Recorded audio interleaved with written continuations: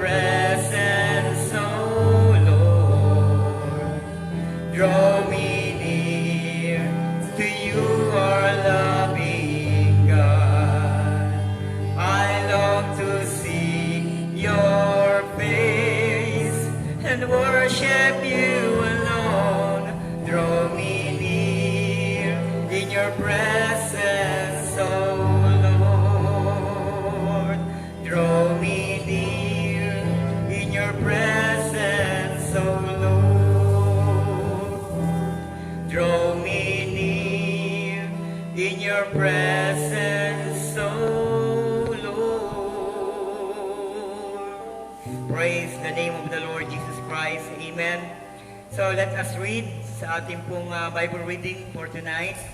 John chapter 14 verse 26, ang sabi pong ganito, But the Comforter, which is the Holy Ghost, whom the Father will send in my name, he shall teach you all things, and bring all things to your remembrance, whatsoever I have said unto you. At sabi po sa Tagalog, datapwat ang mag-aliw sa makatuwid bagay ang Espiritu Santo, na susuguin ng Ama sa aking pangalan. Siya ang magtuturo sa inyo ng lahat ng mga bagay at magpapaalala ng lahat sa inyo'y aking sinasabi. Tayo po ay manalangin.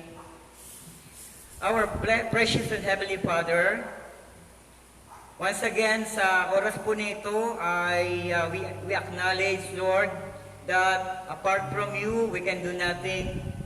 Thank you, Lord, sa napaka-precious na pagkakataon na inilaan mo sa amin, na sa pamamagitan ng iyong kapangyarihan at sa iyong salita, Panginoon, ay pinag-ugnay mo kami sa dakong ito, Panginoon, na kung saan ito po ang aming pong tagpuan para po sa kapurihan ng iyong pangalan, para po sa amin pong mga bagay na nakakamit mula sa iyo. Lord, I pray, Lord, sa oras na ito, ang pagpapatuloy po ng aming pong topic, Lord, ang about sa Godhead. Thank you, Lord, sapagkat alam po namin, Panginoon, na sa bagay at sa pamamaraang ito, Panginoon, ay may ginagawa po kayo. Kaya dakilang Diyos, I pray sa mga talata, sa mga quotation na inyo po, Panginoon, kung ihahayag sa aming kalagitnaan. Panginoon, hayaang ang patnubay ng iyo pong Espiritong Banal ay manguna. Salamat po, pagpalain ang mga kapatid na sa kanilang mga tahanan nakatunghay.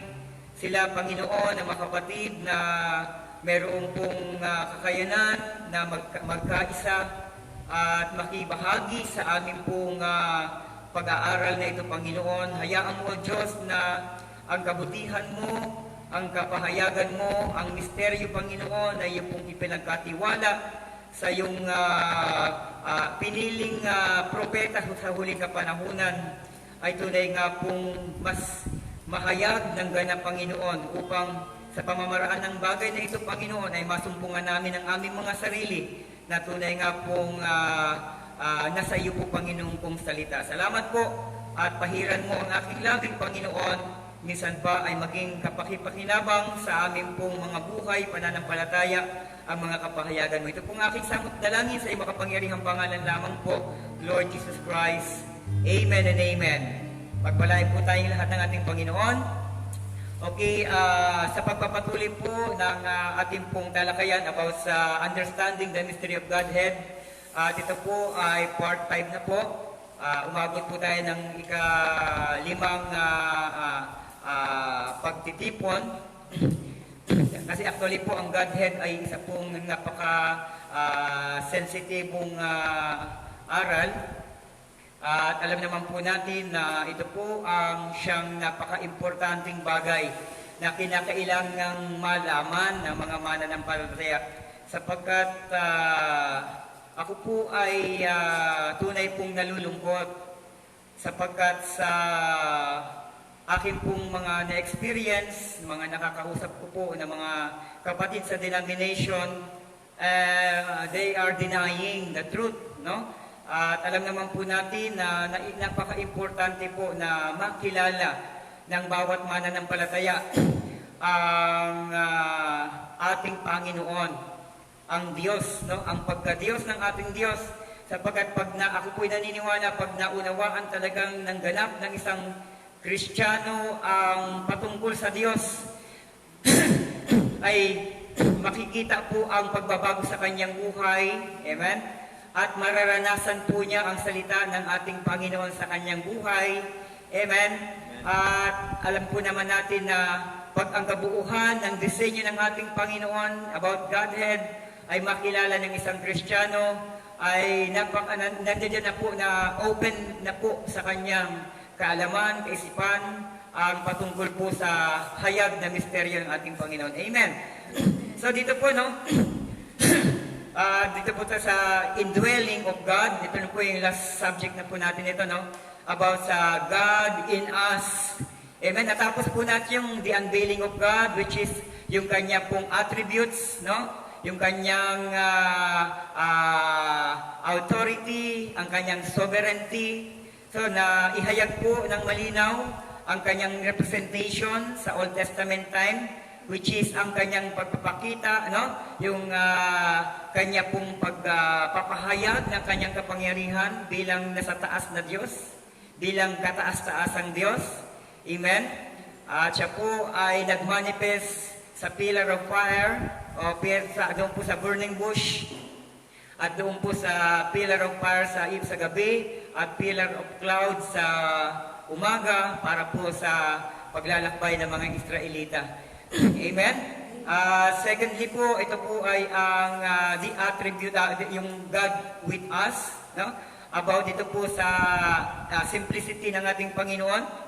Amen? Yung kanya pong pagiging Diyos na nasa atin. Amen? God with us. Dito po ay ipinakita ng ating Panginoon sa ating previous lesson. Ipinakita ng ating Panginoon ang kanyang kapangyarihan sa pamamagitan po ng katawan. No? At yung kanya pong logos ay nagkatawang tao, no? Which is His very presence, ng kanyang presensya, at ang kanyang salita ay nagkatawang tao according in John chapter 1. No? Dito po ay mapapatunayan po natin dito na kung sino po ang ating Panginoon, sapagkat sa John chapter 8 verse 56, no? Sa ating pong pagpapatuloy na nakipag-conversation po ang ating Panginoon sa mga Pharisees and Sadducees. Amen? At ang kanila pong conversation ay sinabi po ng ating Panginoon, nagalak ang inyong amang si Abraham nang makita ang aking araw. No? So, sino ang nagsasalita? May katawan, may tinig. Amen? At yung katawang yon ay wala pang 50 years old. Mismong sinabi pa mismo ito ng mga Pariseo, wala ka pang 50 years old. No? Kasi sinabi niya na nagalak ang inyong amang si Abraham nang nakita ang aking araw. At nakita nga niya at siya'y natuwa. Amen? Tapos, ang sabi po nito ng mga Pariseo na sinasabi mong nakita mo na si amang Abraham, samantalang ikaw ay wala pang 50 years old. Amen? At ito po makikita po natin dito, back to Genesis chapter 17 verse 1. Amen? Na dito po mismo clear, no? Na nagpakita po kay Abram ang Panginoon. Ang sabi po gano'n, sabi gano'n, no? And when Abram was 90 years and 9, the Lord appeared to Abraham. So dito po malinaw, nagpakita po, ano? Ang Panginoon kay Abram. Ngayon, kinlem ito ni Jesus Christ na natuwa ang inyong amang si Abraham na nakita ang aking araw. So sino yun? Yung katawang nakipag-usap sa Pariseo at Sadduceo, at yung katawang nakipag-usap kay Abraham sa Old Testament time. Amen? So kung naging dalawa ang Diyos, sandali, samantalang Old Testament time, kinlem niya ito. No? Sabi gano'n, no? Sabi gano'n, the Lord appeared to Abraham and said unto him, nagsalita pa. At sabi gano'n, I am God Almighty. So, dito po mapipicture po natin, no? Mapipicture up po natin na ito pong si Jesus nakausap po ng mga Pariseo sa panahon niya as Son of Man. Amen, Son of Man. Ayan po ba? Kasi si Jesus po yan eh. Yung katawan ng God. Ayan po ba? The very own body of God. Then nagpakita doon kay Abraham. No? Tapos sinabi ng ating Panginoon sa mga Pariseo, nagalak ang inyong amang si Abraham. So makita po natin, meron po talagang mystery. Amen po ba? Amen. At dito, pinagtali po dito sa ating pong napag-usapan yan, three dispensation of one God. Amen? So isa lamang po ang Diyos na gumagawa sa lahat ng bagay. Amen ba? Okay, so malinaw na malinaw po dito. Sabi ko dito, no, ulitin ko po, ito po, ay review lamang po ito. Mamaya-maya para tapusin na po natin ito at mag-change topic po tayo sa next Wednesday, if God's will po, na manatili po ang lockdown. Okay, so 1 Corinthians 12:6, and there are diversities of operation, but it is the same God which work all in all. So mayroon daw pong iba't ibang paggawa. Subalit isa lamang daw po na Diyos na gumagawa sa lahat ng mga bagay. So malinaw. So may iba't ibang pamamaraan daw po ng paggawa. Pero isa lamang daw po ang Diyos na gumagawa ng lahat ng ito. So ministry yung gumawa doon sa Old Testament time at yung gumawa sa panahon ng Son of Man, amen, ay iisa lang. Sabi, isang Diyos lamang na gumagawa sa lahat ng ito. Amen po ba? Okay, tapos sabi po ganyan din sa Isaiah 53 verse 1, even I am the Lord, and beside me there is no Savior. Walang liban sa akin, walang ibang tagapagligtas. Pag tinlay ni Jesus na siyang tagapagligtas, sandali. Medyo magkakaroon po ng tatawag na discrimination ito. Merong nag-aangkin. No? Discrepancy ito. May nag-aangkin dito. Sino ito? No? Amen po ba? Samantalang sabi niya, ako at ang Ama isa. Amen. So malinaw, without any controversy. Sabi nga ganun, no? Okay, so makikita din po natin, sabi nga ng 1 Timothy 3:16, without controversy, great is the mystery of godliness. So napakadakila daw po, no? ng misteryo ng ating Panginoong Diyos. So great is the mystery of godliness. Yung pagiging Diyos at pagka-Diyos ay napakadakilang misteryo daw po ito, na ang Diyos daw po ay nagmanifest sa laman, sa katawan. Amen. Yung Diyos, tingnan po natin, ito po yung tatawag na yung magpapatunay. 1 Timothy 3:16 na yung sabi, God was manifest in the flesh. God manifest in the flesh. Amen po ba? Amen po ba? So malinaw po ito mga kapatid, without any controversy. Okay. So tuloy po tayo. God in us na po tayo ngayon. Amen? Ang Diyos ay suma sa atin. Noong Old Testament time, ang Diyos ay nasa taas. Mataas siya ang makapangyarihang Diyos na nasa itaas. Kataas-taas ang Diyos. No? Tapos nung dumating sa panahon ni Jesus Christ, sabi, siya yung ating Diyos na kasama natin, no? Suma sa atin. Amen po ba?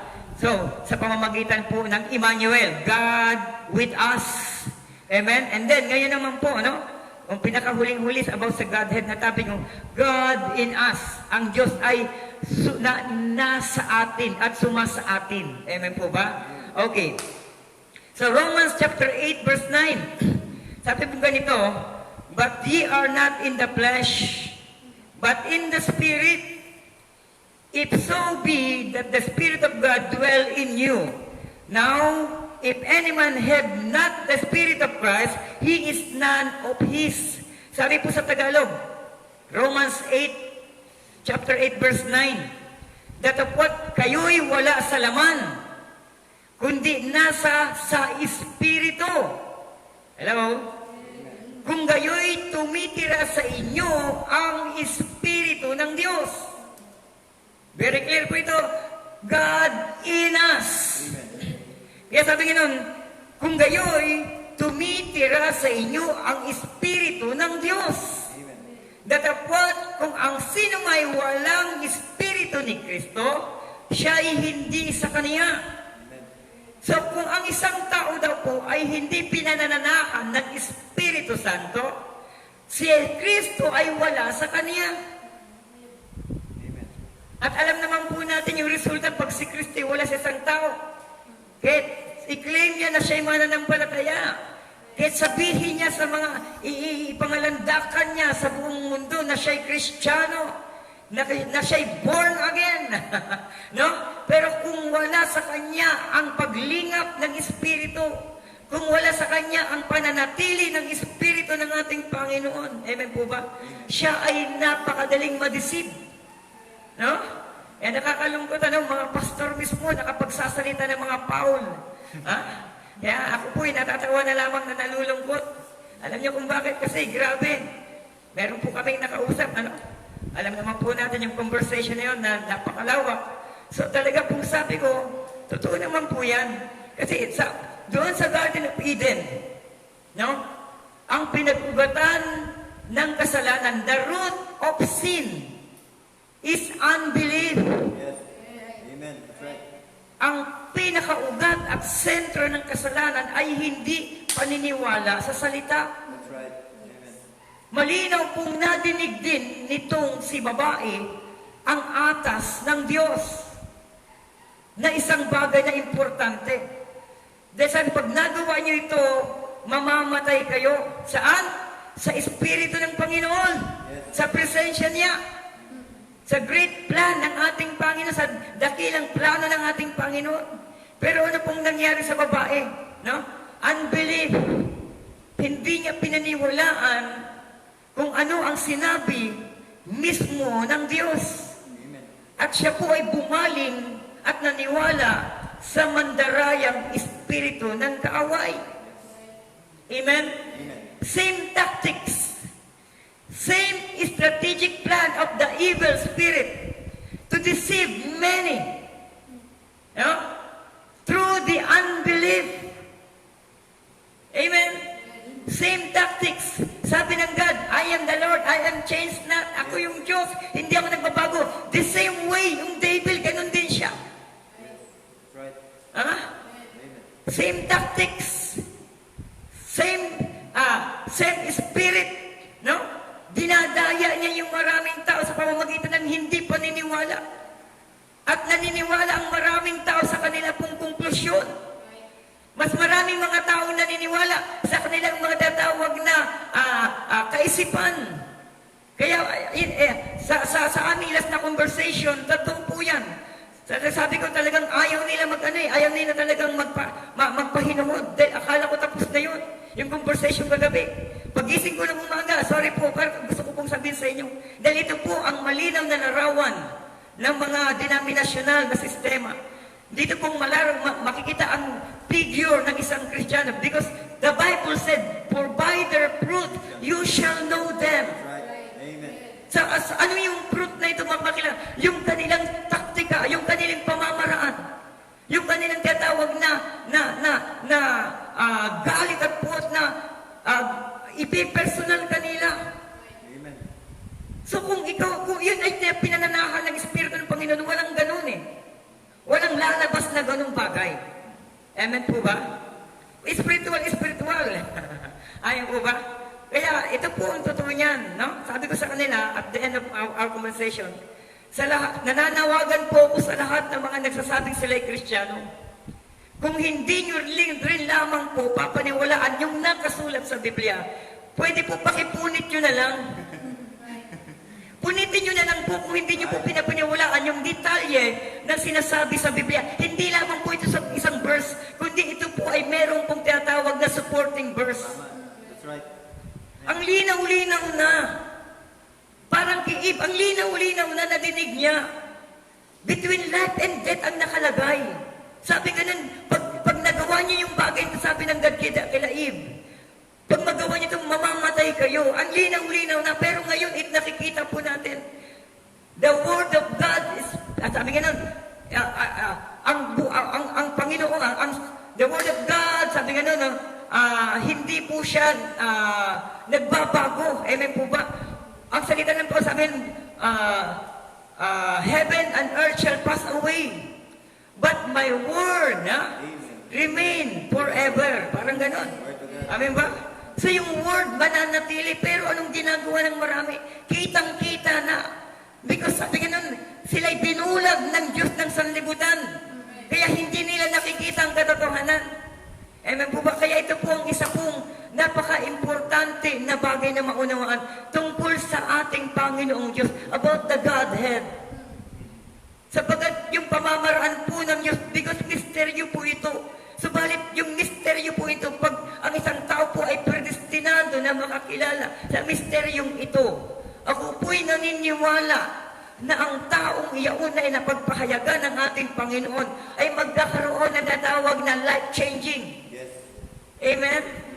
Bakit ka mo? Kasi yung kabuuan ng pagkadiyos ng ating Diyos, yun na ang kumikilos.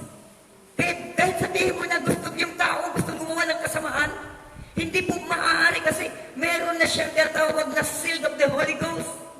Sinelyuhan na siya ng ating Panginoon. Amen? Yung Holy Ghost na ito, sabi ngayon, ito daw po yung selyo natin until the time of our redemption. Amen. Thank you, Lord. And that seal, pag oras na ng ating pagpupunta sa ating Panginoon para po salubungin ng Diyos, si Jesus, para salubungin doon, mabubuksan yung selyo na yan. Amen po ba? At may lalapat sa atin ang maluwalhating katawan, which is the theophany body.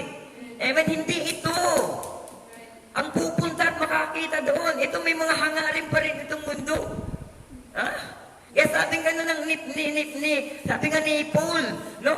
Kung gusto kong, pag gusto kong gumawa ng mabuti, ang lapit ng kasalanan sa akin. No?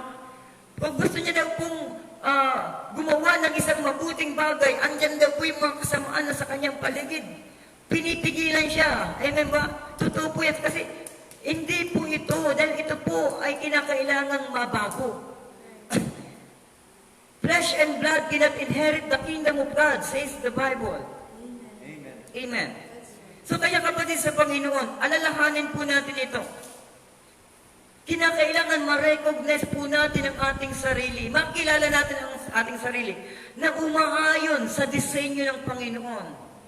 Na tayo po'y lumalapat sa Kanyang salita, sa pamamaraan ng Kanyang mensahe, sa pamamaraan ng Kanyang kalooban. Amen po ba?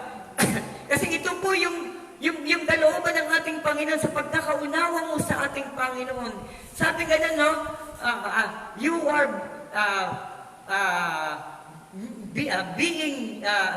ikaw po ay bago ng nilalang, new creature. Amen po ba? Amen? If anyone is in Christ, he is a new creature. Amen? Ang sinumang na kay Kristo ay bago na. Amen? Bago ng nilalang. Amen. So, okay. So, sabi dito, ulitin ko po, but ye are not in the flesh. Tayo po'y hindi daw po sa laman, kundi sa Espiritu, but in the Spirit. Amen? Amen. If so, be that the Spirit of God dwell in you. Now, if any man have not in the Spirit of Christ, he is none of his.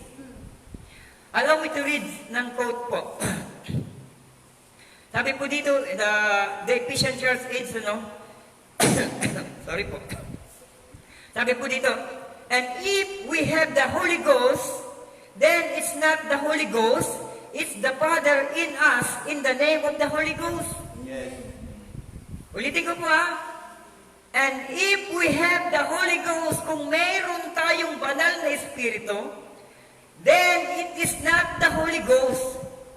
It is the Father in us in the name of the Holy Ghost. So hindi daw po yung pangalan lang, yung pangalan, hindi lamang daw po yung pangalan ng Holy Ghost sa atin, hindi yung pangalan ng Holy Ghost, kundi yung Ama mismo ang nasa atin. Then it is not the Holy Ghost. It's the Father in us in the name of the Holy Ghost. Yes. Na ang Ama ay sumasa atin sa pangalan ng banal na Espiritu Santo. Amen. Amen. Using the office in us. Gamit ang opisinang sumasa atin. Yung Yung Holy Ghost. Amen. Because it was once in a man called the Ghost and comes back and it's in us now. The same Jehovah God three gods. Three gods is pagan and hidden. Ang tatlong Diyos daw po, ang kumikilala sa tatlong Diyos ay paganismo. Tama eh. Amen? Yes. And it was brought over. Dadalhin siya doon.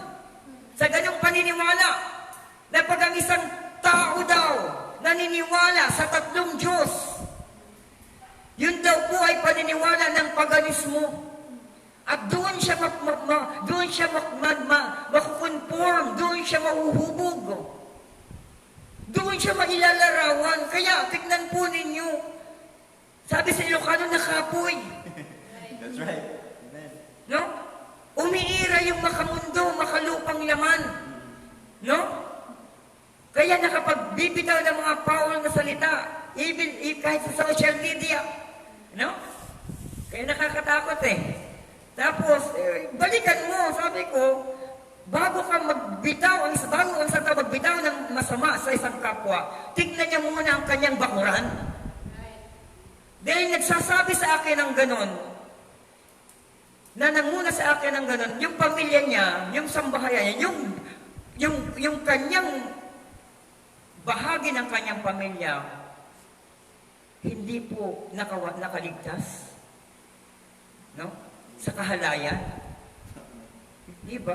Kaya dito po makikita mo ninyo ang espiritu ng ng denominasyon. Dahil sabi nga nun, kung wala daw po ang espiritu ni Kristo, hindi ka kay Kristo. Ibig sabihin, si Kristo, meron siyang pagpapahinuhod. Marunong magbalanse ang isang Kristiyanong totoo. Alam niyang ilapat ang tama at mali. Amen? Alam niyang ibalanse ang kanyang pananampalataya. Kaya, yung nabasa ko yun, clear na umaga, nagulat talaga ako na natawang sabi ko, bakit ganito? Napikon ba ito? Dahil hindi makausad. Talaga naman, napakarami mga verses. Puros Bible, nagbibigay ng mga reference. Ang layo naman. No? Si Kila at si Priscilla, no? Nakita daw nila si Apollos na nangangaral. Ang alam lang ito ni Apollos ay ang pangangaral lang na po sa bautismo ni Juan. Tinuruan dito. Ditong dalawa na ito, na babae. No? Si Apollos. Ano yung book? Book of Acts. Yes. Hindi pa na ibababa yung atas na ang mga babae, huwag kinakailang manahimik sa loob ng iglesia. No? Kaya nakakalungkot. Na-divert ng denomination, no? Na-divert, no? Nang tatawag na sistemang pangrelihiyon ang kaisipan ng marami. Napakalalim ng pagkaugat ng denominasyon, ng relihiyon sa mga tao. Amen? Dito lumago at lumawak ang Diyos. Dito lumago at lumawak ang mga Kristiyano sa tinatawag na pangrelihiyon. Amen? Hindi sa relasyon sa Panginoon. Kaya at the end of the line, bagsak pa rin. Amen? Kaya nakakatakot. Tapos yung isa naman, salamat sa Panginoon sapagkat yung isa, tumawag sa akin personal kahapon. Di ba? Nasod? Yes, sir. Taga-Mindoro sila. Ngayon, dalawa sila. Ay, wag ko kung mag-ama ito. Isang leader niya lang to. Yung unang kausap ko yung lalaki, yung matanda. Galit na galit, sumisigaw. Oo, tapos ngayon, nung nagsasalita siya na hindi kasi parang Carmelite eh. O ngayon sabi ko, ako naman po, magsasalita. Ayaw niya, sabi niya, tatapusin natin kung sabi ko, hindi po pwede po yan. Sinabi niyo yung side niyo, tapos puputulin nyo na yung conversation. Hindi po, dapat maipaliwanag ko rin side ko. Buti na lang at mayroong isang bata doon na kumalit. At itong batang ito, napaka malumanay. May mga question siya about nga doon sa Priscilla, no? Doon ako na bakit daw itong ano na to, no? Tinuruan, mali na tinuruan daw. Sabi ko, hindi ba kasi umaabot ito sa atas, no? No? Na ang babae kinakailangan manahimik sa simbahan. Amen? Verse by verse, no? So kaya malinaw mga kapatid, ito pero napakabuti. Hanga ako, no? Saludo ako dun sa nakausap ko na sabi nga ganun, salamat po Pastor sa mga napaliwanag ninyo. Hayaan niyo po at pag-aaralan po namin yung mga sinasabi ninyo. So napakapakumbaba. Sabi ko, Brad, sabi ko, ang panahon ngayon, kinakailangan ng taong marinig ang rapturing message. Yes. Sabi ko, kapatid ko, pwede kang ma-amaze sa ginagawa ng Diyos sa buhay ng mga Old Testament saints. Sila Abraham, si Moses, sila Daniel, nakakamangha yung ginawa ng Diyos sa kanilang buhay. Pero the point is, sa panahon natin between you and God, kinakailangan makilala mo, meron kang dapat na asikasuhin sa pananampalataya mo.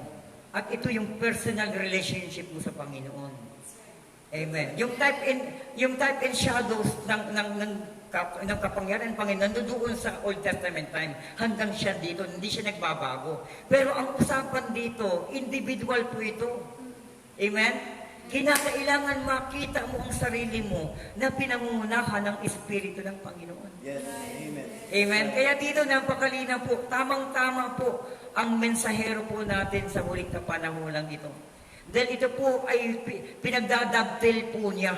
Amen po ba? Kaya malalaman mo po kung ang propeta ay falso, kung propeta or fake, no? O kung genuine, sapagkat yung fake na prophet, no, nagpo-prophesy pero hindi nangyayari. Amen? Na meron pong isang babae nagpropesiya sa isang tumatakbong presidente sa atin dito sa bansa natin, na ikaw ang susunod na presidente o anong nangyari? Failed. Hindi na ako may-mention ng pangalan. So, dito mong makikita kung totoo ba yung babae nagpropesiya na yun. Na itong leader ng isang simbahan sa atin na tumakbo. Ha? At sabing ganun, ikaw ang susunod na presidente. Ganon din yung isa, na nag-aangkin na siya daw si Kristo. Siya na daw ang Diyos, no? May sinabing, oh my goodness. So dito mo makikita. Ngayon, itong propetang ito, na ginamit ng ating Panginoon sa huling kapanahunan, ay dinadabtel niya. No? Yung scripture. Binibigyan niya ng malinaw na kapahayagan na eksakto tatama at magdudugtong sa kung ano ang sinasabi ng Biblia. At hindi, itong propetang ito, sa huling kapanahunan, ay hindi niya itinataas ang kanyang sarili. Ayaw niyang ipakilala ang kanyang sarili. Subalit, alam niyo po mga kapatid sa Panginoon, yung mga taong nakapaligid sa kanya, yun mismo ang nagdeklara at naalaman nila na ang calling ng taong ito ay isang propeta. Yes. Amen? Kasi, ulitin pa natin, meron siyang ginampan ng 3 folds. Oh? One po, first, second, and, third, 3 folds pala. 3 hatak. Hindi po lupi, 3 hatak. 3 folds. 3 fold, sorry. Yung unang hatak, ano po yung unang hatak? Ba? Yung pagpapakain ng 5,000, si Jesus ginawa yun. Itong propetang ito, ilang mga may sakit, no? Sa isang kanyang dinaluhan na evangelistic crusade, no? Yung mga pilay, yung mga naka-stretcher, lahat yan, no? Hinakot daw ng ilang dump truck yung mga stretcher, yung mga wheelchair, stretcher, mga saklay. Hinakot yan. Dahil lahat ng may-ari na saklay nun nakalaya. Gumaling sa ministry ng propetang ito. At pinapatunayan niya ito. Sinasamahan ng kapangyarihan ng ating Panginoon, signs and wonders. Ang second pool, anong second pool, no? Prophesying. Amen? Si Jesus ginawa yan, di po ba? Nagpupropesiya sa babae, sabi ganun, ang kinakasama mo ngayon, hindi asawa mo. So kilala niya, no? Yung nasa Woman of the Well, no? Kilala niya yung babae sa balon. Kahit first time niya lang nakilala. Pati si Sakeo, di ba? Hindi niya naman, first time na silang nag-meet, nagulat si Sakeo. Sakeo, baba ka dyan. Ha? Yeah? Kilala ni Jesus Christ yung pangalan ni Sakeo. Ewan ba? Kilala, no? Tapos ginawa din niya ng prophet. Ewan po ba? Ikaw, ganito, no? Hindi siya gumagawa ng isang pamaraanan lamang niya. Hinihintay niya ang pagbaba ng Espiritu, ng Anghel ng Panginoon na nagpapakita sa kanya. No? At pag hinahawakan niya isang tao, doon niya nalalaman yung karamdaman. Amen? Hindi sa kanya yun. Mismong sinasabi niya, hindi sa kanya galing yun. Yun ay galing sa kapangyarihan ng Panginoon. Amen? And last, ito na po, yung ginawa ng ating Panginoon, nag-break siya ng word, di ba? No? Ang sino mang uminom ng aking dugo at kumain ng aking laman. No? Dito makikita po natin, nag-break po ng mystery. No? Ang ating Panginoon, napakahiwaga na salita. Ganun din ang ginawa ng propetang ito sa huling kapanahunan. Nag-break siya ng word. Anong mga binrek niyang word? Ang mga babae, kinakailangan huwag mong papaputol ng buhok. Ang mga babae, kinakailangan huwag mong make up. Ayan, no? Nung time na sinabi ng ating Panginoon sa mga nasa kanyang mga alagad, 70 mga alagad nandoon eh. No? Kinausap niya, sabi nga nun, ang sino mang uminom ng aking dugo at kumain ng aking laman, di po ba? So pinapakain niya, sabi ganun ng mga tao, ay naku, delikado na to. Pinapakain sa ating laman, umalis daw, iniwan daw po siya ng kanyang mga alagad that time. Iniwan siya. Sino si Jesus iniwan? 666 ng John. Kaya 666 eh. No? Iniwan siya ng kanyang mga alagad. No? Tapos itong mensahero na ito, itong propetang ito ngayon, nung nag-break na siya ng word, na sinabi niya na bawal ang magpaputol ng buhok, bawal mag-makeup, ayan na, iniwanan na siya ng marami. Amen? Amen? Ganyan na ganyan po yung propetang ito. Kaya, kung makikita po natin, yung mga kapahayagan po niya ay nagdadovetail. Amen? Okay, let's continue. Sabi niya po ganito, no? Ulitin po natin. And if we have the Holy Ghost, then it's not the Holy Ghost. It's the Father in us, in the name of the Holy Ghost. Using the office in us. Because it was once in a man called the Ghost, and come back, and it's not us now. Bumalik at ito ay nasa atin na ngayon. Amen? The same Jehovah God. There's no three gods. Sabi ganun, walang tatlong Diyos. At ang sino man daw pong naniniwala sa tatlong Diyos, ito daw po ay aral ng paganismo. Yes. Amen? Praise God. So, ito po, no? Sa ating pong pagbasa po kanina, no? Bible reading po natin, John chapter 14. Gusto ko po itong mailapat po muna sa ating muli sapagkat dito po nakasentro ang ating huling pag-uusapan. But the Comforter, which is the Holy Ghost, whom the Father will send in my name. Will send in my name. Minention niya ang kanyang pangalan. Susuguin sa kanyang pangalan. Okay. He shall teach you all things. So yung daladala, yung Holy Ghost na ito, may taglay itong daladalang pangalan ni Jesus.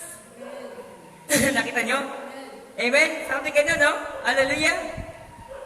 Whom the Father will send in my name. No? Hallelujah? And sabi ka no? He shall teach you all things. Tuturuan kayo ng lahat ng bagay. And bring all things to your remembrance whatsoever I have said unto you. At ito ang magpapaalala sa inyo sa lahat ng mga bagay na nasabi ko sa inyo. Yes. So, ibig sabihin that time, tignan po ninyo,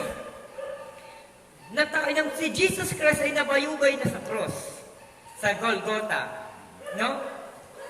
Naituro niya na. I believe naituro niya na. No? Naituro niya. Sinabi nga, Ama, nandito pa sila, di ba? Samahan mo sila. No? Naituro ko na sa kanila, naibigay ko na sa kanila. Di ba? Sinasabi ng ating Panginoon, di ba? Ngayon, parangalan mo. Ha? Ang iyong sinugo. para sa iyong karangalan. Amen po ba? So meaning to say, naturuan na ito. Pero after po, nag-ascend ang ating Panginoon, o nag-resurrect ang ating Panginoon rather, ay nasumpungan ng Panginoon na itong mga alagad ay nagbalik sa kanya-kanyang lifestyle. Amen? Sila Peter, nangisda uli, no? Bumalik sila sa kanya-kanyang daily living. Yung ordinary living nila nung sila ay hindi pa tinatawag ng ating Panginoon. Amen? Pero nag-appear uli ang ating Panginoon at sila'y sinamahang muli, nagpakita. Amen? And afterward, nung nag-ascend ng ating Panginoon sa heaven, ito yung pinangako niya. No? Sabi ka doon, susubuin ito ng Ama sa aking pangalan. No? Which is, ano yan? Yung Holy Ghost. No? At ito daw ang magpapaalala ng lahat ng bagay sa kanila. Amen. So sa mga tuwid, nang dumating yung time, no? Na ang mga alagad na ito ay nagdoon sa upper room. Amen po ba? Okay, basahin po natin Acts chapter 2, verse 17 and verse 18. Ang sabi pong ganito. Okay, ito po yung sabi, I will pour out my spirit upon all flesh. Sabi ganoon. Hallelujah. Sabi po dito, and it shall come to pass, sabi po ng ating Panginoon, in the last days, saith God, I will pour out my spirit upon all flesh, and your sons and your daughters shall prophesy, and your young men shall see visions, and your old men shall dream dreams. Bigyan ko ng katuwiran yung mga nasa denomination. Totoo yan. Dahil ipinangako po dito, ibubuhos ng Panginoon sa huling panahon. Ito na, ang kanyang Espiritu sa lahat ng laman. Amen. Sabing ganon. At ang inyong mga anak na lalaki, at ang inyong mga anak na babae ay magpupropesiya. At ang inyong mga kabataang lalaki ay makakita ng mga kapagitain. Sirmata. At ang inyong mga matatandang lalaki shall dream dreams, mananaginip. Okay. Amen. Anointed sila. Ng denomination. Anointed sila. Yes. Okay, this is the mystery. Verse 18. And all my servants and all my handmaidens I will pour out in those days of my spirit, and they shall prophesy. Okay, mga kapatid, sa denomination pong nakapokus ngayon. Mag-usap po tayo, puso sa puso. Mga kapatid natin, alam ko, may mga nakatungkay po dito kayo na denomination. Sa Acts chapter 2 verse 17, very clear po ang statement po dito, na ang inyong mga anak na lalaki at mga babae ay magpupropesiya. Pero kung titignan po natin ang kapahayagan, ang inyo, sa inyo, ang inyong mga anak na lalaki at babae, ang inyong mga kabataan, ang inyong mga matatanda, inyo. Nakita niyo po ba, inyo? Pero pag ng verse 18, ang aking, yung Diyos na yun, Kanya yun, sa Kanya na yung pag-aari niya, ang akin. And on my servants, says God, sa aking mga lingkod. Amen. Sa verse 17, ang inyo yan. Magpupropesiya yung inyong mga anak, magpupropesiya yan, inyo yan. Nakita po ninyo yung difference? Pero sabi ng Panginoon, ang aking mga alipin. So kapatid sa Panginoon, totoo yan. Totoong sinasabi nila, very anointed sila. Pagdating ng kanyang service, no? Ha? Magpapato ng kamay, umiiyak marami.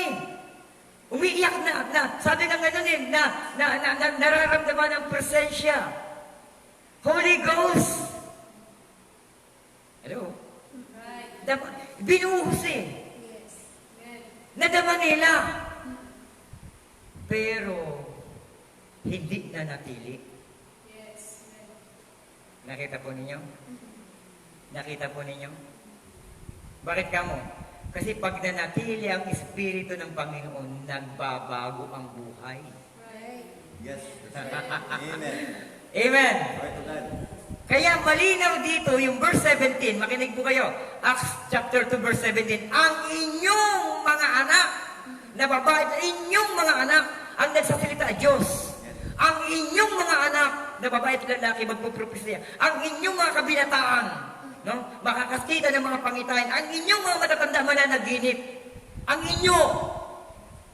Pero verse 18, and on my servants, says the Lord, ngunit sa aking mga lingkod.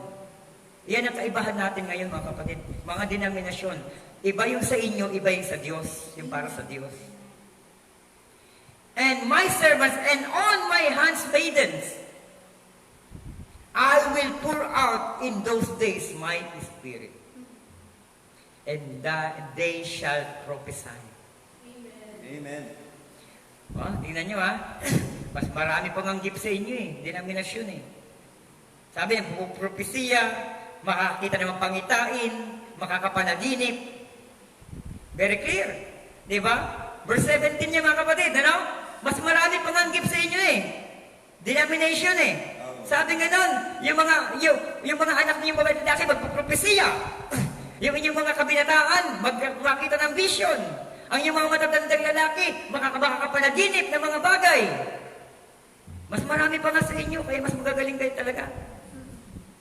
Pero sa verse 18, sabi ng Panginoon Diyos mismo, and on my servants, and on my handmaidens, I will pour out in those days my spirit, and they shall prophesy. Period. Amen. Amen. Diba? Iba po talaga yung tinatawag na covenante regarding sa Holy Ghost o outpouring of the Spirit. Kasi kung yung nakita po natin sa upper room, yung dilang apoy ay lumapag sa mga lingkod ng Panginoon, sa mga alagad ng apostol ng ating Panginoon, nagbago ang buhay nila. Iniwan uli nila ang kanilang pangingisda.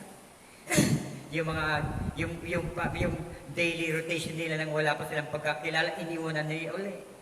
Sila ay nag-mission. Diba? Amen? Kaya kapatid sa Panginoon, very clear na talagang totoo po yan. Yung indwelling ng Holy Spirit nasa atin. Pero iba yung sa inyo at sa Diyos. Dalawa po ito, 17 and 18. Magkaiba po yung sa inyo at ang sa Diyos na sinasabi niya. Kasi yung sa Diyos nagbabago. Tumataas ang antas ng pagkakakilala sa Diyos. Tumataas ang antas ng tatawag na pagkakaunawa sa misteryo ng Panginoon. Amen? Quotation po tayo. And the same Holy Spirit can fall in a bunch of people. Sabi po dito. At ito po ay naipahayag 1965. At ang title po ng spoken word, How the Angel Came to Me. Sabi po ng messenger, ng prophets, and the same Holy Ghost or Holy Spirit can fall in a bunch of people. Sa isang grupo to kahit sa denominasyon. And can be blessed a hypocrite just the same as it blesses the other. Tignan niyo pati hipokrito. Pwedeng i-bless nito. Amen? Jesus said, by their fruit you shall know them. Dito mo makikilala. Amen. Yung outpouring of the Holy Ghost sa huling panahon, lahat yan makakaranas talaga. Makakadama. Same Spirit, one Spirit. Isang Espiritu. Pero may kanya-kanyang kobenante. Sabi nga, may iba't ibang paggawa, pero isa lamang ang Diyos na gumagawa. Amen? So, makikita po natin din, sabi nga ulitin ko. And the same Holy Spirit can fall in a bunch of people and can bless a hypocrite just the same as it blesses the others. Jesus said, by their fruit you shall know them. Dito mo makikilala. Kaya sabi mong napakalakas ng anointed. Kahit very anointed ang isang sinasabing pastor siya o siya ay tatawag na bishops. Amen? Kahit hypocrite ito. Pero sasamahan ito ng Espiritu ng Diyos. Kasi sinabi niya dito, Acts chapter 2, verse 17. Amen? Sabi nga nun, pero yung fruits, yung bunga ng kanilang pagkakaunawa sa kapahayagan. Ito yung bunga, yung kapahayagan. Yung bunga, yung ugali ng isang tao base sa kapahayagang kanyang nare-receive. Amen? Amen. Amen. So, makita, for by their fruit you shall know them. Not whether he shouts, whether he rejoices, di ba? Sigawan, yes, praise the Lord, di ba? Sayawan pa sila. Oh, what a mighty God. Pati mga pastor. Oh? Pwede sa kanila yan. No? But it's by His fruit, you shall know Him. Sabi nga, subalit sa kanilang bunga makikilala mo. Kahit magtatatumbling pa yan na sinasabi, I am filled with the Holy Ghost. Amen? Dito makikita po natin ito. No? Na hindi po katunayan na ikaw po ay anointed. Remember this. Satan is the anointed cherub. Yes. No? Lucifer is the anointed cherub. Cherubim.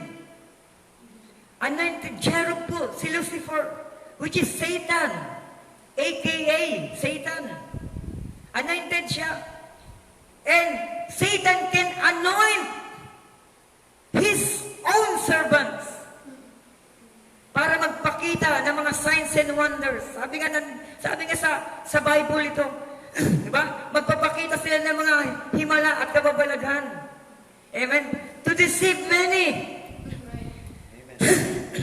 Amen? That's right. Kaya, nahuhubog lamang po sa relihiyon ang isang tao. Sorry, but this is the true statement. Marami pong Kristiyano lumalago sa relihiyon. Hindi po sa relasyon sa Panginoon. Kasi pag lumago ang isang tao, Kristiyano, sa relasyon sa Panginoon, sabi nga nun, ang luma ay mababago. Makapag-iingat ka sa sarili mo. Magkakaroon ng personal conviction ang Espiritu ng Diyos sa iyo. Yes. Na masama ang manglait ng kapwa, masama ang magbulyaw ng pastor, masama ang mag-isip ng hindi mabuti sa kanyang kapwa, no? Masama ang maghiganti sa kapwa, no? Kaya alam niyo mga kapatid, sa totoo yan, maraming tao ngayon na paniwalang-paniwala sa kanilang sariling kasinungalingan. Na sa kabila ng kanilang mga pagmumura, sa kabila ng kanilang mga ginagawa ng lihim, kahit mga Kristiyano na, naniniwala pa rin sila ng lubos na sila'y Kristiyano, na sila'y mahal ng Diyos, na mapagpatawad ang Diyos. Totoo yan. But the point is, kung ang isang tao ay namatay nang hindi umabot sa totoong kapahayagan ng pagpabalik loob sa Diyos. Amen? Yun ang problema. Naniniwala po ko eternal ang tinatawag na mercy, grace ng Lord sa kanyang kaisipan, sa kanyang pagka-Diyos. Eternal yun. But But remember this, tayong mga narito, limitado tayo. Pero yung pagpapatawad ng Diyos, eternal, dahil sa Kanya nga yun. Ang problema, pag namatay ako sa kasalanan ko, kahit eternal ang pagpapatawad ng Diyos, kung ang isang tao ay namatay nang hindi niya nasumpungan, ang totoong pagpapanumbalik niya sa Diyos, walang magagawa ang taong yun. Siya pa rin po ay patungo sa kapahamakan, walang hanggan. Naniniwala po ba kayo? Yes, amen. Kaya ito na po yung panahon ng pagbabalik loob at sa pamamaraan po mismo ng salita ng Panginoon. Gumising na po sana ang mga Kristiyano ngayon.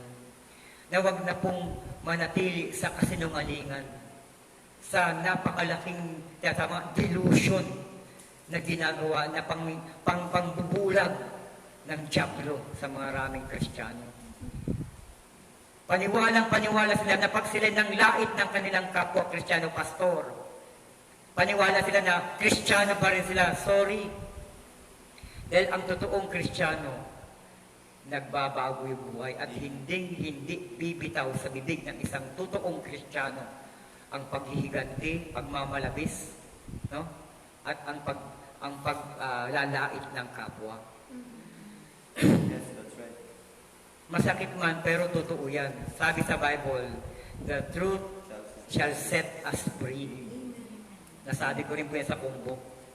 Pero talagang bulag. Kaya sabi sa huling panahon, no? Ang mga masasama, lalo magpapakasama. Ang mga matutuwid ay lalo magpapakatuwid.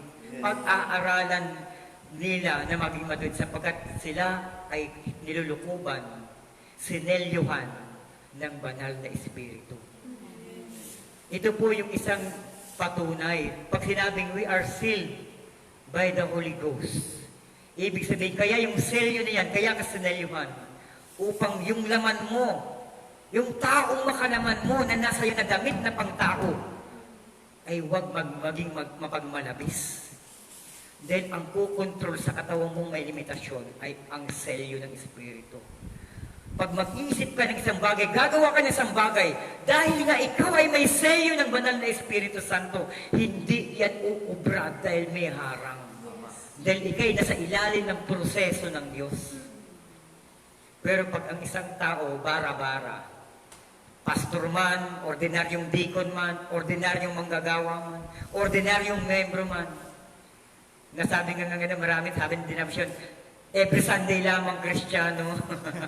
No? Totoo yan! Wala pa rin bungang makikita na pagbabago sa ugali. Ibig sabihin, emotional Christian lamang ito. Emotional lamang ito, mga kapatid. Doon lang sila dumadako sila po na-inspire lamang.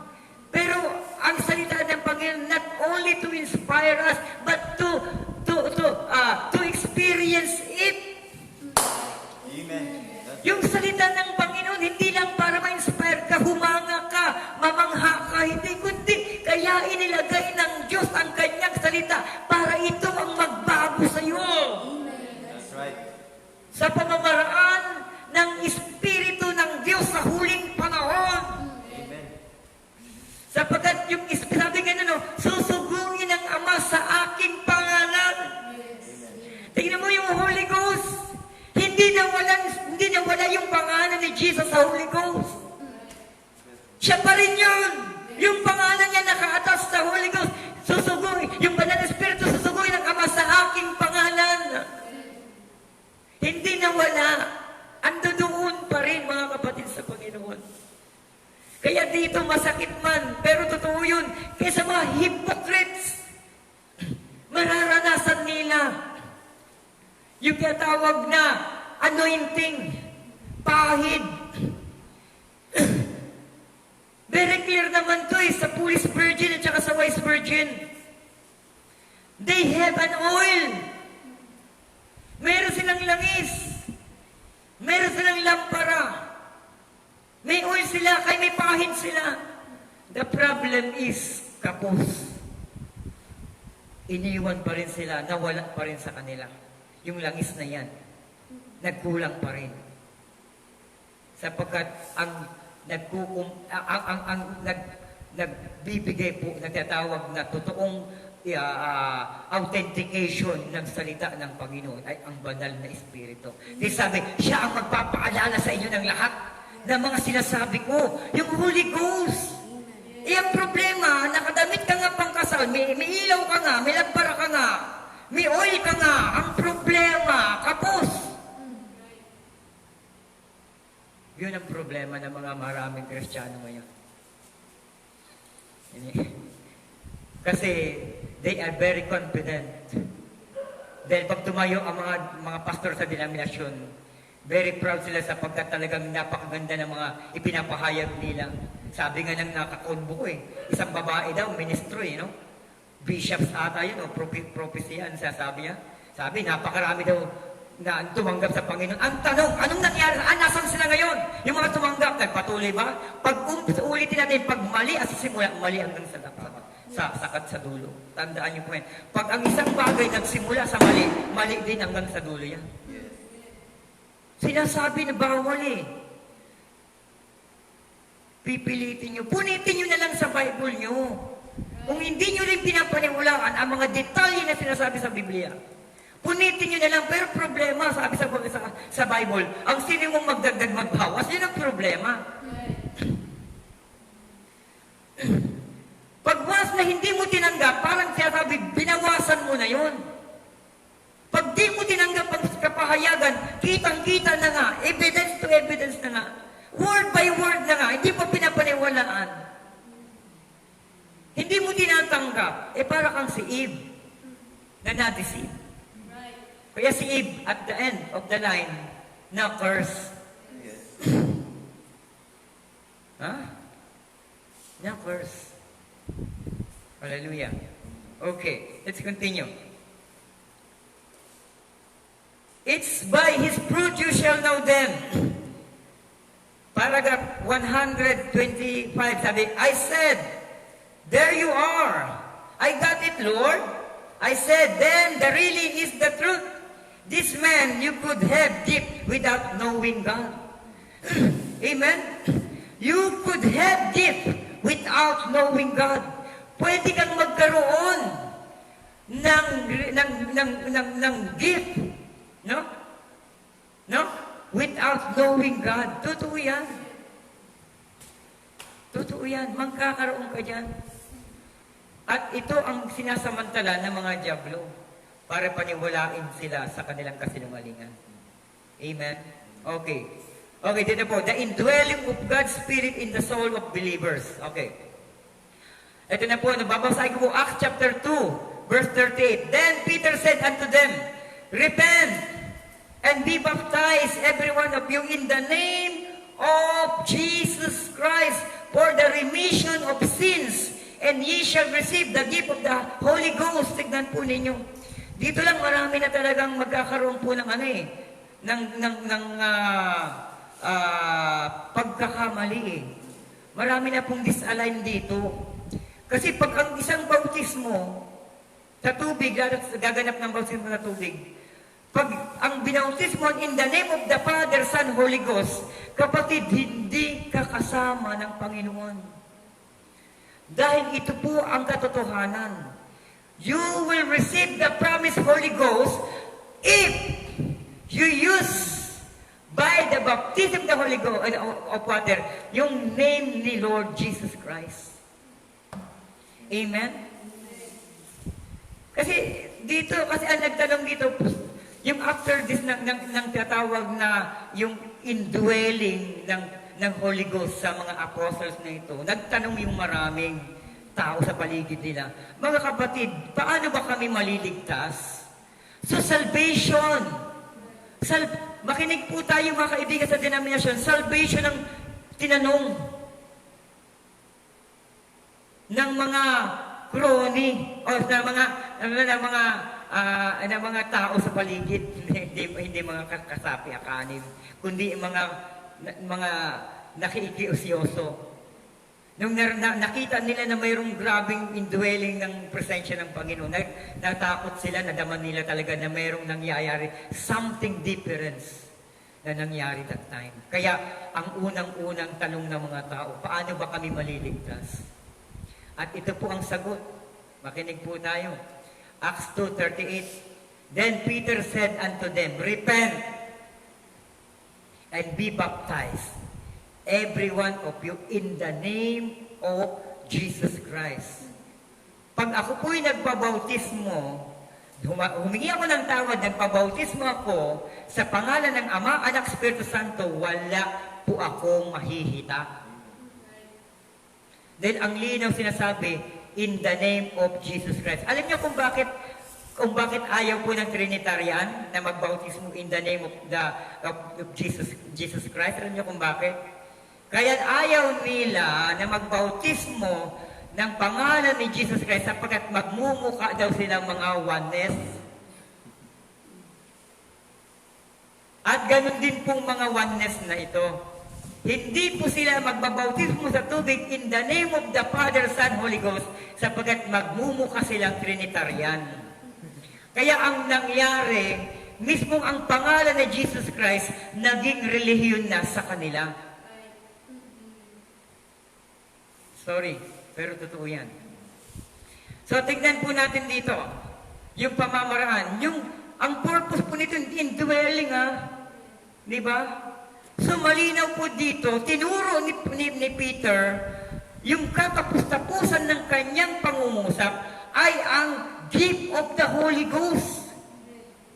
Regalo ng Santong Espiritu. So, ito yung pinaka-main subject ng Christianity, the seal of the Holy Ghost. Ang diablo, nagmamarka, mark of the beast. Ang Espiritu, nagseselyo. Yan ang kaibahan. Pag sinabing may marka ng beast, ito yung mga tao na mukhang kamukha rin namang Kristiyano. Pero ang problema, hindi nakikita yung bunga ng salita ng Diyos sa kanila. Why? Because meron silang mark of the beast. Amen? Masakit pero katotohanan. Pag hindi po kasi natin naipahayag to, sabi nga nun, ang isa pong bantay, no? Watchman, pag hindi mo sinabi ang katotohanan, ikaw at mamatay yung mga tao na yun, sisingilin ka niya. Pero pag isang watchman na inilagay ng Panginoon, at sinabi niya ang katotohanan, at namatay, at hindi sinunod ng mga tao na ito, at namatay mga tao na hindi sumunod, wala kang pananagutan sa kanya. Kasi nasabi mong katotohanan, magalit na ang buong mundo sa iyo. Huwag lang magalit ang may lalang ng langit at lupa sa iyo. At ang mensahe sa huling kapanahunan, hindi naman po after sa membership sa dami. Kaya alam na mga sa denomination, alam nila itong ministry natin, konti na lang tayo. Tinatawanan nila tayo kasi kung konti na lang tayo, ang alam kasi nila, pag marami ang mga miyembro, they are very blessed. But remember this, sabi, ang mahuhulog daw sa impyerno, marami. Alam niyo kung bakit? Sabi ng Panginoon, fear not little flock. Maliit lang po yan. At sisigundahan po pa, sabi po ng ating Panginoon, whether 2 or 3 gathered in my name, I am in the midst of them. Kasi alam ng ating Panginoon, kaya yan na isulat, alam ng Panginoon, sa huling panahon, sa kanyang simbahang itinatag, meron na lang 2, 3 na totoo talaga na magtitipon sa kanyang pangalan. But there is a promise. I am in the midst of them. Yan ang pangako. Kaysa sa naman, napakaraming miyembro, pero puro sungay at buntot nakatago. Pataasan dito ng ere, may mga lihim na mga galit sa isa't isa. No? Pati yung nawawala yung sovereignty ng mga pastor, nakokontrol ng mga tithers. Pastor, ganitong gawin natin. Tithers yun. O para hindi ma-offend naman yun, sige, gawin na natin kasi pag hindi ginawa, baka magtampo, hindi makapag-tithes. Hello? Maraming ganyan. Mga hireling pastors, ministers. Pero sa biyaya ng Panginoon, oo, aminin ko sa inyo, mataas na 200, 300 sa amin every Sunday. But ang God hindi nagkukulang sa amin. Amen. Dahil hindi kami nagtitipon for the business matters. Yes. We are business para po sa soul ng Panginoon. Sa very last predestinated seat ng ating Panginoon. Yan po ang natutunan po namin ngayon sa mensahe na kinalalagyan po namin. Inalis po kami sa denominasyon ng Trinitarian, inalis kami sa aral na mga tradisyonal na sistema, inalis kami sa mga bagay na siyang nagbibigay ng tatawag na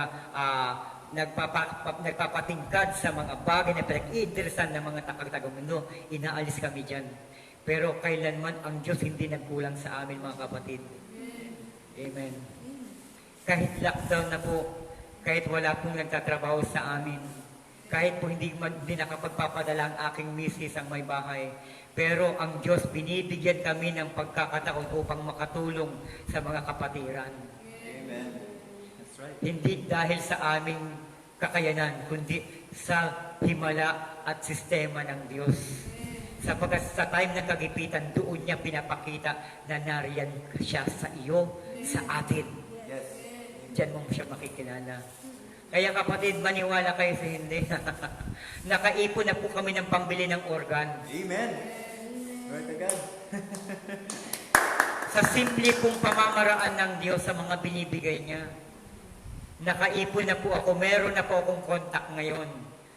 Kung bukas nga po, magkikita na po kami sa dao, pero titingnan ko po kung makapunta ako nun.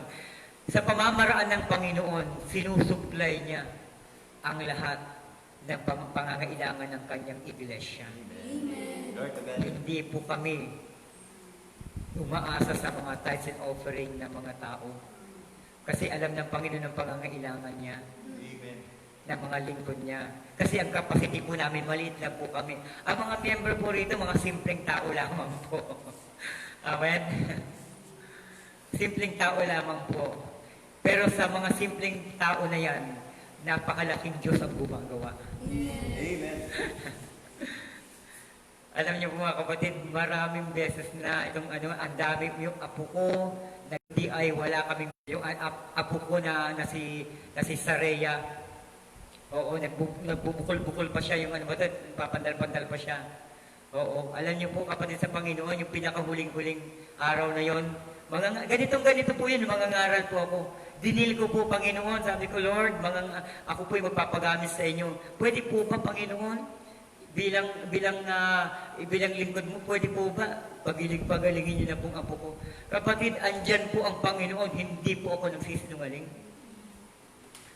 That time, pagkatapos po ng gawain dito sa bahay, sa church na ito, pagdating po namin nawala na, until now, hindi na po nalagnat. Yan po ang katotohanan. Tapos yung isa naman si Jacob kagabi, nilagnat dahil nagkasugat din para ma-infeksyon. Pero praise God, hindi na po nilagnat ngayon. Amen. Ganyan po gumagawa sa amin ang ating Panginoong Diyos. Ang nagpumili po sa atin at nagtalaga. Amen. Gusto ko pong i-share po kasi sa inyo kung ano pong nararanasan namin dito sa simbahan. Amen po ba? Okay.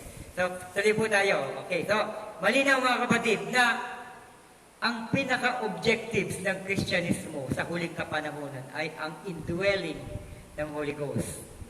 O yung pagkasi at pagsama ng Banal na Espiritu Santo. Bakit kamo? Sa pagsasabi, ito ang magpapaalala sa inyo ng lahat ng mga sinasabi ng ating Panginoon.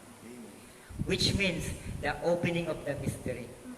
Kahit authenticated ang propeta na nagsasalita sa harapan ng isang auditorium, isang simbahan. Pero pag ang isang tao wala pong koneksyon sa Espiritu ng Panginoon, mahirap po niyang makita ang kapahayagan. Totoo yan mga kapatid.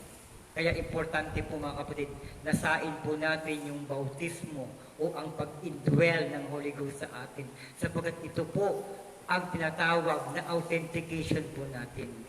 At yung Holy Ghost po, ulitin po natin, yung Holy Ghost na nakaselyo sa iyo, sa atin. Ito yung pumipigil sa atin na kung meron kang pagnanasa ang gagawing masama, yung dahil nga ikaw ay merong selyo ng Espiritu Santo, hindi niya hahayaan dahil nasa proseso ka niya, nasa pangangalaga ka niya, nasa pag-aayos ka niya. Dahil you are predestinated para po sa rapture. Kaya hindi kanya hahayaan na makagawa ng kasamaan, kagaya po ng propetang ito. Na yung bata pa lang ito, mayroong bumubuli sa kanya na 5 taong kabataan.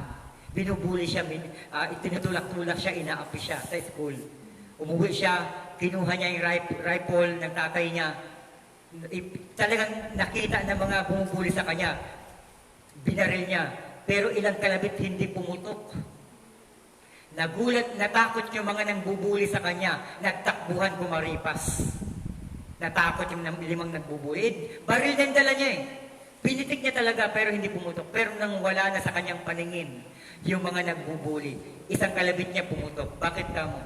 Hindi hahayaan ng Diyos na ang kanyang pinili at hinirang na lingkod sa panahon na yun ay magkakasala sapagkat may espesyal na gampanin ang taong ito sa huling panahon. Ganyan din po ang mga lingkod ng Panginoon sa huling kapanahonan ito. Kaya grieve not the Holy Spirit. Okay, so, the baptism of the Holy Ghost. It is the third stage of God's saving grace in Christian life. Ito daw po yung pangatlong baitang sa tinatawag na saving grace ng isang Kristiyano. Okay? The whole process, ito na po. First, begin with the repentance. Ang sabi po sa Acts chapter 2, 38. No? Ang unang-unang step, no, ay ang repentance. Genuine repentance, hindi po yung repent, repeat, repent, repeat. Merong ganyan, no? Sa tuwing linggo, humihingi ng tawad.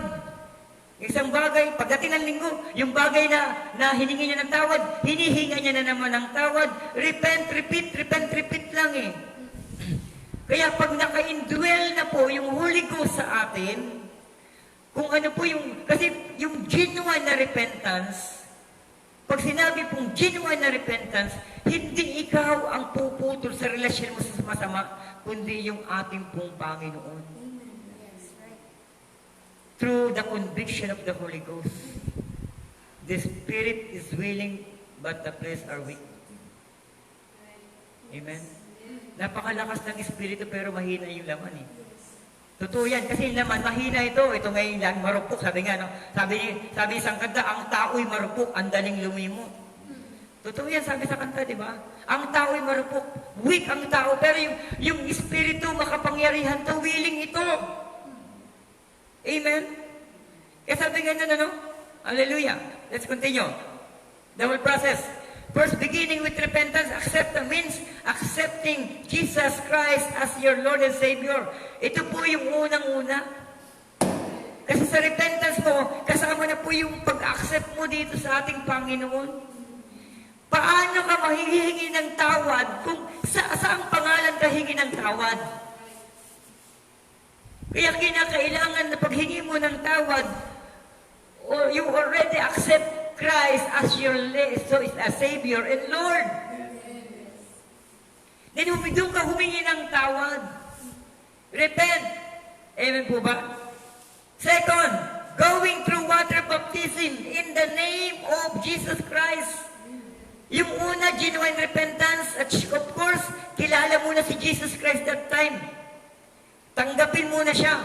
Amen po ba? Amen? Yun ang pinakasekreto para makahingi ka ng tawad. No? And then, magpabautismohan ka sa pangalan pa rin ni Jesus Christ, known as justification for the remission of your sins. For justification for the remission of sins. Amen po ba? Third stage. It's to being born again is sanctification, which set the individuals for God's service. Ito na po ito. Yung tinatawag na sanctification, being born again. Born of the Spirit. sabi ganon, ibig sabihin, individual po ito para po iset ka sa isang gawain sa Panginoon. Amen po ba? So, being born again, God cleansing him from sin and leading him to a life of holiness before giving him the promise of the Holy Ghost. Yes. Amen. So ito po, no? Kaya nga yung third stage, sabi nga, is known as the baptism of the Holy Spirit, which seals the believers into the kingdom of God. Yung selyo mo, abot hanggang sa kaharian ng Panginoon. Authentication mo ito. Ibig sabihin, may connection ka sa kingdom ng Panginoon. Amen? Yes, sabi niya, seek ye first the kingdom of God and His righteousness. Ikukonekta ka nito. Yung seal ng Panginoong Holy Ghost na ito, ikukonekta ka niya sa kingdom. Amen? Ephesians chapter 4 verse 30, and grieve not the Holy Spirit of God, whereby ye are sealed unto the day of redemption. Huwag niyong pagsakitan, huwag niyong padamdamin ang banal na Espiritu. Sapagat ito po yung selyo natin hanggang sa araw ng pagtutubos.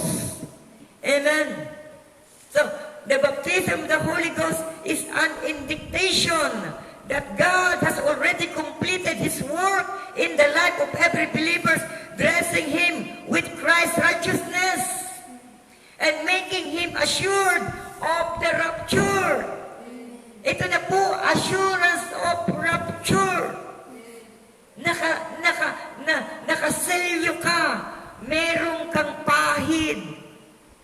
Meron kang pagtatakda sa iyo para po sa pag-agal sa rapture. The baptism of the Holy Ghost is Christ Himself dwelling in the individual person, not sa bunch of religion. Yung pagbaba ng Holy Ghost, hindi sa isang grupo ng denominasyon o grupo ng isang simbahan, kundi individual believers whom predestinated before the foundation of the world. Amen. Glory. Okay. The Spirit of Jesus in the church. Okay. Galatians 4:6. The Spirit of Jesus in the church. Tama-tama, nag-jet na ng ating kapatid dito. Okay, Galatians 4:6. And because ye are sons, God has set forth the Spirit of His Son into their heart, crying, Abba, Father. Okay. Yung puso natin, ito po yung indwelling, no? Tayo po sabi ganun. Did you know that you are the temple of the Holy Ghost? Ikaw yung templo ng banal na Espiritu. At yung puso natin, ito yung tatawag na templo. At dito dumudulog yung presensya ng banal na Espiritu. Amen?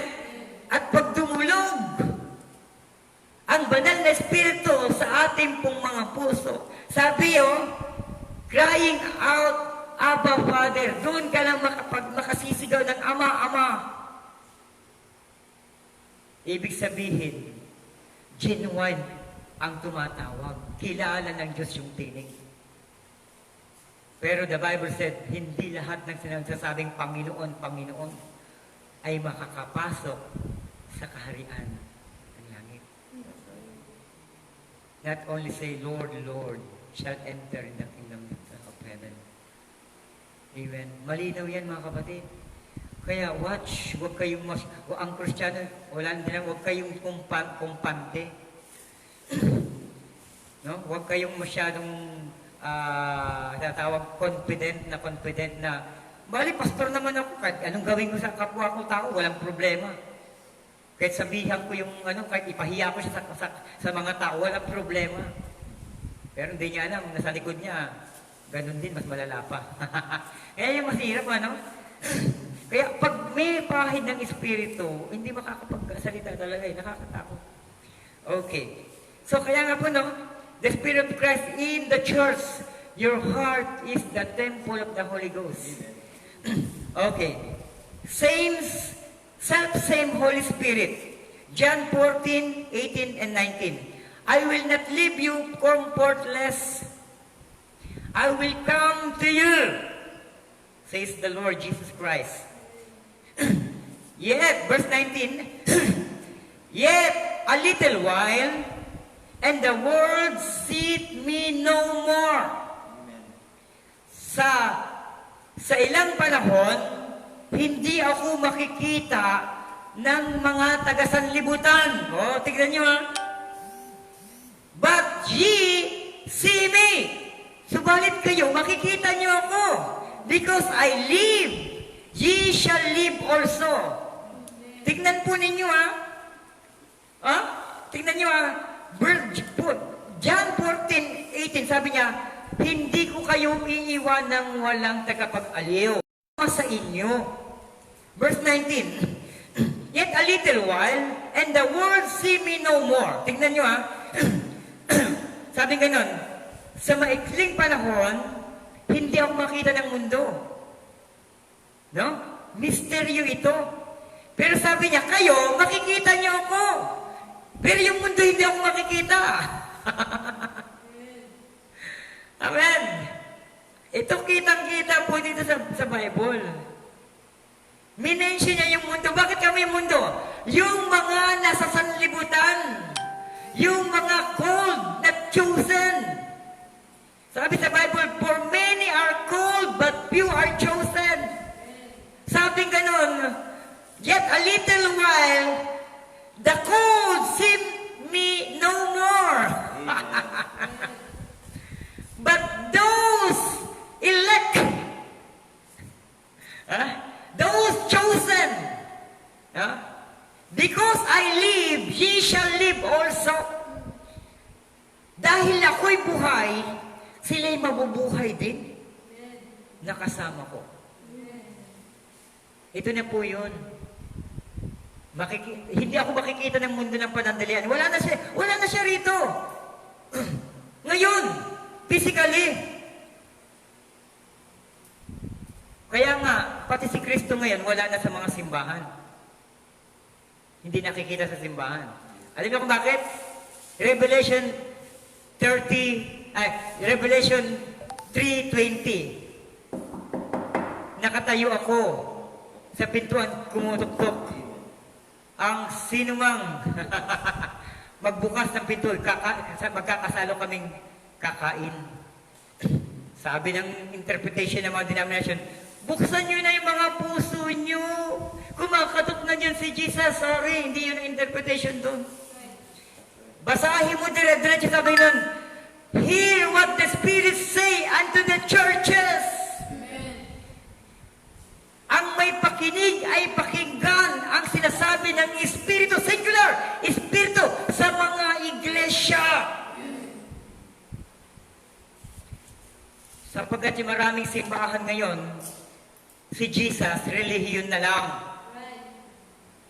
Then ang totoo talaga na anyo ni Jesus, He is the Word, the Logos, whom become flesh.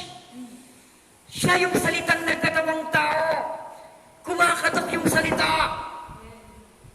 Gustong pumasok ng salita, pero maraming mga tao very close. Nakikita na nga, detail by detail sa Biblia. Sinasabi na nga dito sa Biblia, ayaw pa rin paniwalaan. Parang si Eva. Oh, hindi yan kasi ganito yan eh. Kasi yung mga bata pa yung Kristiyano noon. Ay, naku, saan mo nakita yan? Ang linaw-linaw. Sinasabi sa Biblia. Hallelujah. Sabi ganun, kagaya ng inatas ng Diyos. Sabi po sa Biblia, ito daw po ng sinabi ng Diyos. Sinabi ng Diyos, yun, aral ng Diyos yun. Kaya nang piniliwan ng sinabi ko sa kanya, nakahapon, ayaw maniwala, atas na eh. Na yung mga babae kailan, learn to keep that sa silence. Sapagkat yan ay sinabi ng Diyos, tingnan nyo, basahin nyo. Tapos sasabihin, ito, hindi yan din. O kung ganun, sige, punitin nyo na lang. Punitin nyo na lang. Yan sa Biblia ninyo. O yung mga nagbabautismo in the name of the Father, Son, and Holy Ghost. Yung Acts chapter 2 verse 38, punitin nyo na lang. Takpan nyo. Kung ayaw yung magbautismo in the name of Jesus Christ. Yan ang mahirap sa inyo. Grabe, ang lalim na kasi ng pagkakaugat ng mga relihiyon sa ating panahon. Kaya itong Laodicean age na ito, napakatindi. Itong Laodicean age na ito, pinagsama-sama na yung anyo at sistema ng Satanas. Kaya maraming nadadaya.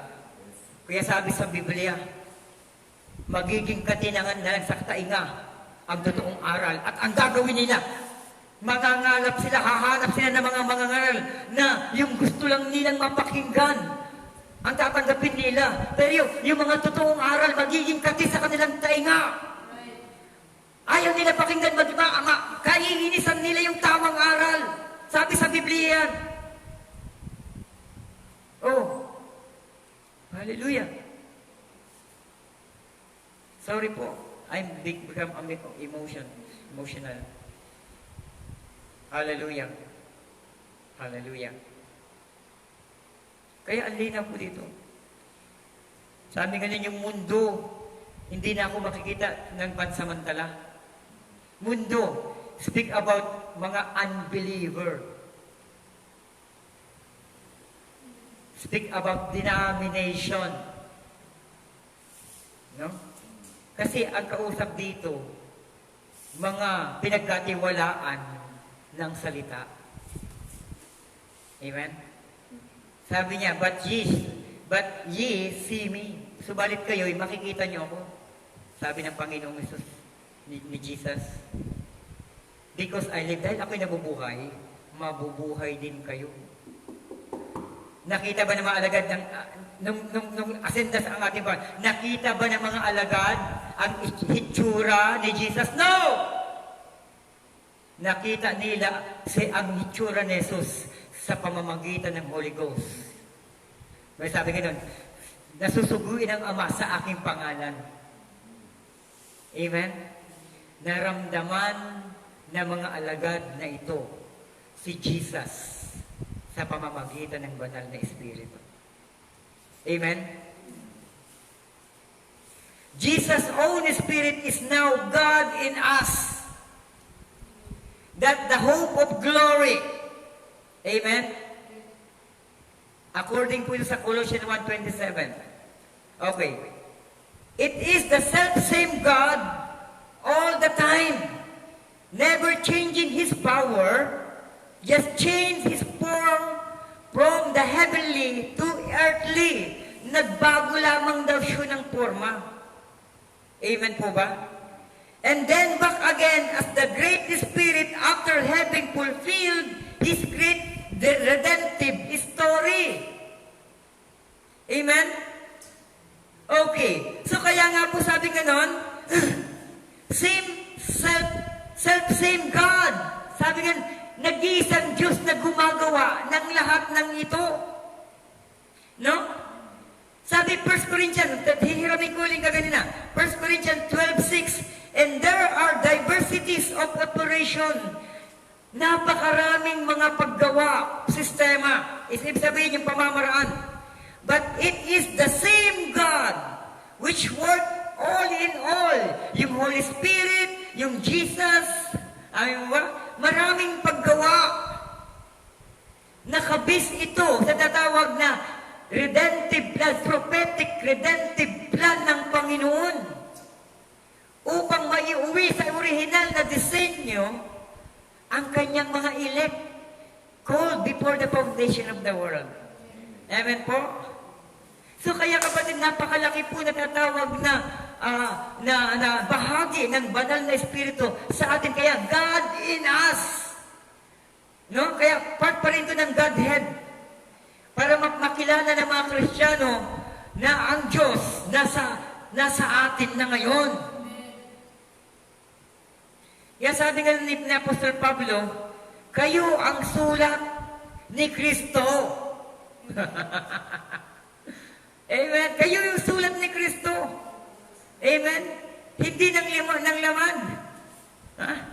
personal naman, sabi nga nun. Amen?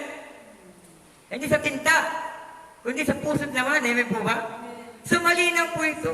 Kaya napakalaki po ang natatawag na parte, bahagi ng Holy Ghost sa ating huling kapanahunan. Sapagkat pag sinayuhan ka, nasayuhan ka niya, kasi yung pang-understanding naman denomination, pagka nag-alalalala ka na no? Alalalalalalalalalala, o filled ka na sa Holy Ghost, ay salamat po. Pagdating sa bahay, magmumura. Pagdating sa bahay, no? Hindi po pwedeng manahan ng Holy Ghost sa ganon, yung kalapati, subukan mo yung isang bahay maingay. Kasi yung dab, symbolical po ito ng Holy Ghost. Yung kalapati, pag ang isang tahanan, mayroong alagang kalapati, at napakaingay ng tahanan na yun, ayaw ng kalapati ng maingay, aalis at aalis yun, lalayasan ka niyan. Totoo yan. Oo. At hindi po pwedeng manahan ang Holy Ghost sa mga tao na hipokrito. Kaya nga paniwalang marami sa kasalunguyan sa sarili nilang kasinungalingan. Na pag sila ay nang umit ng tao, pag sila ay nang hamak ng lait ng tao, pag sila ay nagpahiya ng tao, paniwala pa rin sila ay Kristiyano at mahal ng Diyos. God is love. Yes, God is love. Pero pag mamatay ang isang tao, matulog sa lupa ang isang tao, at wala pong genuine na pagkapahid ng Holy Ghost, walang mangyayari sa tao na yon. Kahit eternal ang pag-ibig at pagpapatawad ng Panginoon. Pero pag hindi mo nararanasan ang pagdaloy ng Espiritu ng Diyos sa buhay mo, sa pamamagitan ng mga salita na nakikita at natututunan namin dito, wala pong silbi hanggang tinatawag na relihiyon lamang ang isang tao. Okay, purihin po ang ating Panginoon. So, kaya, mga kapatid sa Panginoon, napaka-importante po na malaman po natin ito. Yung Godhead. God above us in Old Testament time. God with us sa panahon po ni Jesus Christ na nagkatawang-tawang Diyos, no? Sabi nga nun, God become flesh, no? God with us, Emmanuel. At sa huling-huling nito, yung indwelling of the Holy Ghost, God in us. Para malaman po nating lahat ng mga Kristiyano na may pagbabago sa buhay natin. Ngayon, kapatid, makikilala mo sarili mo ngayon. Pag ikaw ay galit na ngayon sa mga nadidinig mo na aral dito, kinakailangan mo, kapatid, ng genuine repentance. Dahil ito po, hindi po ito sa amin galing. Yung aral po nito, hindi po sa amin galing. Kung ikaw po talaga ay totoong pinili ng ating Panginoon, unang-unang babaguhin ng Diyos sa buhay mo. At mararanasan mo yung indwelling ng Holy Ghost sa buhay mo. Praise God. Okay, panandalian po muna nating sasarhan ang ating pong pag-aaral, talakayan, sapagkat napakahaba na naman po ng ating oras, no? But anyway, ako po ay nagpapasalamat sa ating Panginoon sapagkat sa ganitong pamamaraan ay naipapahayag ng malinaw, no? Kasi kung walang live streaming na ganito, hindi madidinig ng mga kaibigan natin sa denominasyon o sa amang parte yung mga aral na ganito. Amen po ba? Kasi kung sakasakali man na walang lockdown, kayo-kayo lang na mga tinatawag dito na bahagi, no, ng katawan ni Kristo sa dakong ito, kayo lang makakarinig. Pero praise God, salamat sa tatawag na lockdown na ito, no? Okay? Sa enhanced community quarantine na ito, sapagkat meron pong tsansa ng ibang mga kapatid sa denominasyon ay makakapakinig ng ganitong aral. Kapatid, baba mo na ang pride mo. Oo. Hindi na po ito panahon para itaas mo ang sarili mo. Patunayan mo magaling ka sapagkat hindi mo po madadala, no, ang pride sa langit. Hindi. Kaya alam niyo po, sabi sa Bible, o mayroon daw pong sa harapan ng Diyos, no, ng hari, nagsabi, Panginoon, nagpalayas ako ng demonyo sa pangalan mo. Nagpagaling ako ng karamdaman sa pangalan mo. They very anointed. Amen. Pero sabi ng Panginoon, umalis ka sa aking harapan kailanman, hindi kita nakikilala. Yan na lang ang isipin natin, mga ministers na narito ngayon na nakikinig.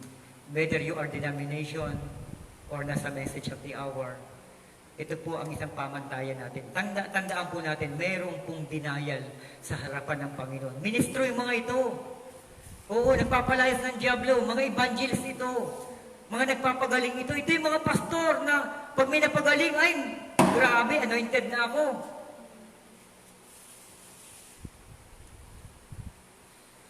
Hallelujah. Kaya mga kapatid sa Panginoon, panahon na po ito dahil napakalapit na. Alam ng mga tao, paparating na po yung rapture. Papabalik ng ating Panginoon. Pero hindi nila kasi alam kung paano maghanda. At yung selyo ng Holy Ghost, yan daw po ang authentication natin sa heaven. Amen.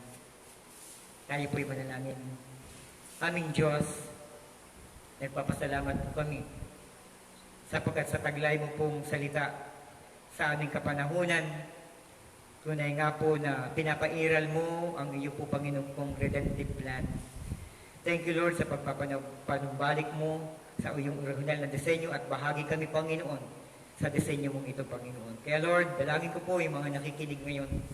Patuloy mo Panginoon kung ibigyan sila Panginoon, kundig mo po sila ng iyong pong presensya at hayaan Panginoon na kung sino po ang merong pong binhi na nakapakikinig ngayon na nasa denomination. Lord, tulungan mo sila Panginoon na makalabas Panginoon sa pagkakatali ng denominasyon. Kapag sinabi mo Panginoon sa Revelation 18:4, come out from her my people. Panginoon, meron kang tinig na lumabas na pinapaalis mo Panginoon sa denominasyong sistema ang iyong bayan upang ang bayan mo ay huwag makaranas ng napakalaking kapighatian ito Panginoon. Kaya Lord, salamat po. Pagpalain ang mga kapatid po namin, sila na mga nasa tahanan, mga bahagi, at inyo pong itinakda na nakabilang sa aming pong fellowship sa tabernakulo mong ito. Panginoon, continue to bless them, continue to provide their necessities, Panginoon, ang kanila pong daily living, Panginoon.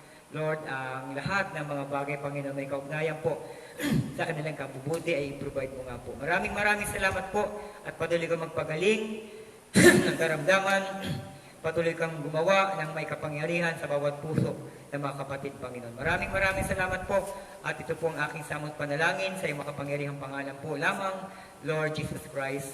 Amen and amen. Sa pong mapagpalang gabi sa ating lahat. God bless you all.